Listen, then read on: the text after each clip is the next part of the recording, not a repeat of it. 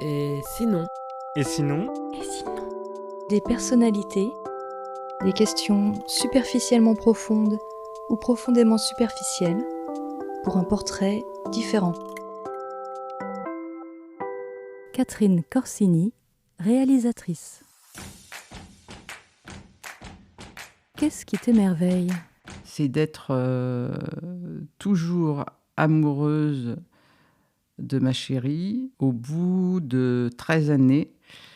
Moi qui ai eu autant de mal à m'engager, c'est quelque chose qui me ravit, qui fait que j'ai l'impression que mon cœur grossit et ça fait boum boum quand je la vois. Voilà, donc ce qui m'émerveille encore toujours, c'est ça. Et alors ce qui m'émerveille encore plus, c'est les rares fois où on a le temps de partir en vacances et de regarder la mer ensemble. Voilà, c'est très cliché, mais c'est très reposant et c'est très doux et c'est très agréable. Qu'est-ce qui pourrait te rendre folle ? Quand quelqu'un vous quitte et que vous n'avez pas envie d'être quitté, ça rend particulièrement fou. Ça peut aller très très loin dans des gestes qui peuvent être pas forcément de violence, mais pour moi, c'est plutôt de la violence autodestructrice. Je peux me cacher dans une poubelle pour observer la personne qui m'a quitté, pour voir qu'est-ce qu'elle devient, par exemple. Et si tout d'un coup j'ai l'impression que je vais être vue, voilà, je peux faire des choses aussi absurdes, aussi folles. Voilà. De quoi es-tu fière ? Je suis fière du dernier film que j'ai fait. Je suis fière d'avoir travaillé avec des soignants, des non-acteurs, parce que je n'avais jamais fait ça.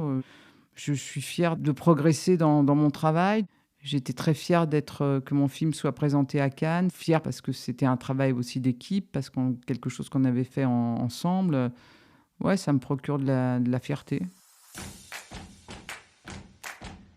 Qu'aimerais-tu oser ? J'aimerais oser peut-être des choses sexuelles plus violentes, des choses comme ça, des trucs qui me restent encore comme des fantasmes. Et faire aussi peut-être des films plus libres encore, c'est-à-dire des films... on est très formaté aujourd'hui avec le récit. On est très formaté avec les séries qui font qu'on a l'impression que tous les personnages doivent être biblés, qu'on doit dire un truc qui doit aller là, là ou là. Moi, j'aimerais être encore plus libre, surtout. C'est quoi ton petit truc en plus ? Le seul truc que je fais et qui rend... Voilà, que tout le monde me dit c'est formidable, mais c'est la seule chose que vraiment je fais en cuisine. Alors, je ne sais pas pourquoi, mais tout le monde est toujours dingue de la sauce de salade. Alors que le reste, on ne peut pas dire que je les épate. Mais je sais pas, la sauce de salade, il y a quelque chose de... Alors, je commence à en avoir un peu marre parce qu'on m'attribue toujours ce rôle.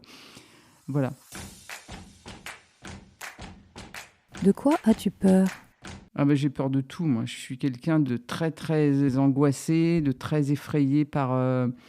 J'ai peur qu'on me reprenne mon appartement, j'ai peur que la maison s'écroule, que tout d'un coup, il y ait des fuites partout. Je sais pas, j'ai des peurs complètement comme ça, absurdes.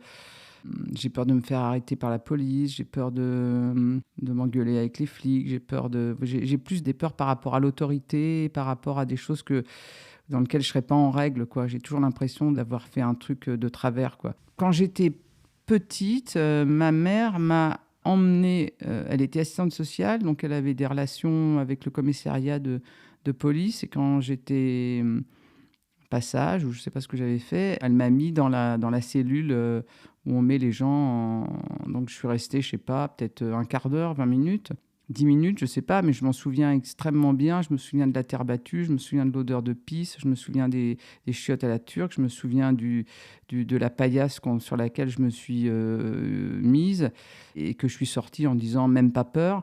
Mais en fait, je pense que ça m'a un peu traumatisée. À quoi as-tu renoncé ? J'ai renoncé à être actrice parce que c'était mon rêve le plus fort, le plus fou, qui m'a porté jusqu'à mes 24 ans, je crois.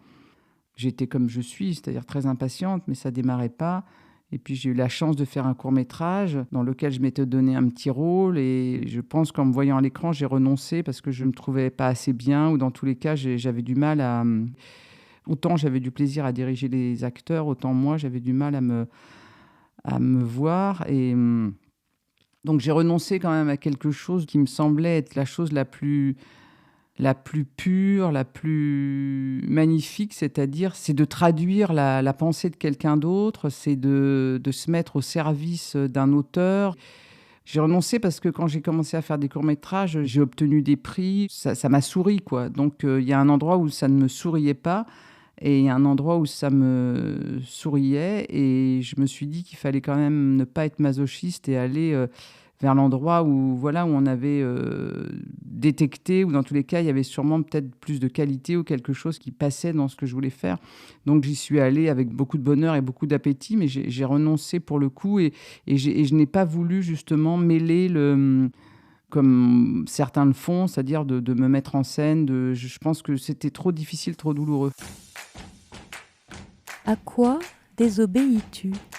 J'aime pas trop les règles. Quand je vois des chaînes, j'ai envie de passer au travers. Quand je vois des choses où on me dit qu'il faut passer par un endroit, j'ai envie de passer par un autre. Quand on me dit qu'il faut se taire, j'ai envie de parler.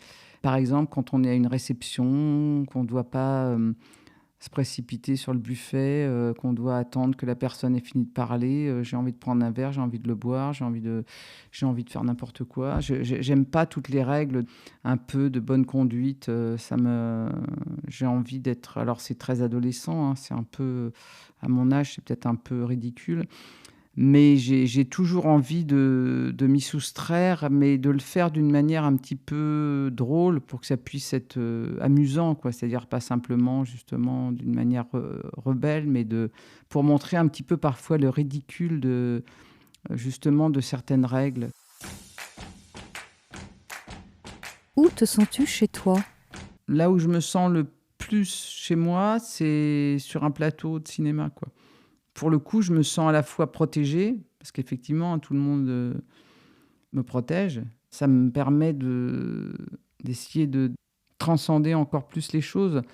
En plus, aujourd'hui, c'est l'endroit où il y a à la fois la personne avec qui je vis, puisque c'est ma productrice et ma chérie. C'est l'endroit où il y a mes amis. C'est l'endroit où j'essaye de créer quelque chose. Alors, c'est un endroit en même temps qui peut être insécure parce qu'on réfléchit, on cherche, etc. Mais c'est quand même un endroit de partage, c'est un endroit de création. Donc je pense que c'est vraiment l'endroit où je me sens le plus...